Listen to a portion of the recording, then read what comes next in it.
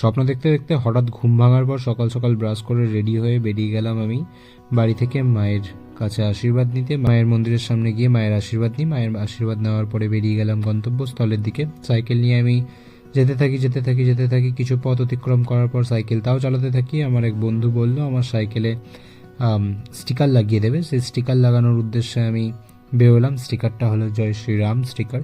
শ্রীরামের নাম আমার সাইকেলে লাগানো হবে, সেই জন্য তার বাড়ির দিকে রওনা দিই। তাও সাইকেল চালাতে থাকি।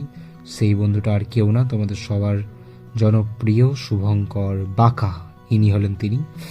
যাকে তারপর ওর সাথে দেখা সাক্ষাতের পর কিছুক্ষণ বাদে আমরা প্ল্যান করি চায়ের দোকান খোলার। তারপর কথাবার্তা করার পর সে বলল হ্যাঁ ভালো প্রফিট আছে। তারপর আমরা গন্তব্যস্থলের দিকে হাঁটতে শুরু করি। তারপর আমরা গন্তব্যস্থলে পৌঁছানোর পর দোকানের দিকে আমি এগোই। দোকানের দিকে পৌঁছানোর পর দোকানদারের সাথে কথা বললাম। তারপরে সাইজের কথা বলার পর ফাইনালি আমাদের কাজ শুরু হলো। আমাদের কাজ চলাকালীন আমরা কাকুকে জানালাম যে কোন সাইজ কেমনভাবে কী কালার স্যাচুরেশন কী হবে। তারপরে কাকু নিজের জীবনের কিছু স্টোরি বললো, দোকানের কন্ডিশন বললো। তারপরে খুব দুঃখিত হলাম আমরা। কাকুর কাজ দেখে খুশি হয়ে যাওয়ার পরে ওভারঅল ব্যালেন্স হয়ে যায়। যাই হোক, কাকুর কাজ সত্যি ইমপ্রেসিভ ছিল। দারুণ স্পিডে দারুণভাবে কাজ করেছে, যদিও এটা স্পিড করা হয়েছে। এনিওয়েজ, তারপরে আমরা জায়গা খোঁজার পর ঠিকঠাক জায়গা পেয়ে সেখানে এটা সাটিয়ে দিই। তারপরে ফাইনালি কাকু যখন স্টিকারটা ওঠাই, তারপরে ফাইনাল লুকটা খানিকটা এরকম আছে।